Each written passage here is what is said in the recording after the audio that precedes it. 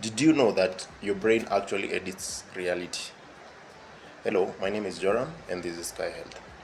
Now, your brain actually edits reality. Like in this case of spiral illusion, you can literally see movement because your brain is constantly trying to edit the information it's receiving. Whatever you're seeing right now is actually in the past. Now, research shows that your brain actually delays information from your eyes by about 80 milliseconds. That means the reality you're seeing right now is actually in the past. That means that your eyes collect raw data, submit it to the brain, and then the brain edits this data based on the metric of your expectations, um, your past, and your survival instincts. So the brain uses this metric to cut out what it thinks is not important. That is why if, for example, you're in a very noisy room, you discover that if your friend is trying to talk to you, somehow you're able to hear, you're able to listen to them, and somehow you're able to cut out the rest of the noise. How do you think that happens? It's because your brain is able to filter out what it thinks is important, and is able to cut out what it thinks is not important.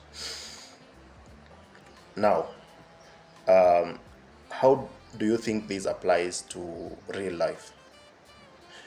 Now, your brain, as we have said, edit this information based purely on your expectations, your past memories, and your survival instincts. So it edits what it knows to be true, and it leaves out what it doesn't believe to be true. Now, if, for example, you just faced a major setback in life, and you're used to being disappointed by people. Now your brain begins picking out episodes that confirm your point to be right, and it leaves out the rest of the information that shows that that is not the case. That is why people keep meeting the same situation over and over and over again. Because if your brain believes something to be true, if today you believe that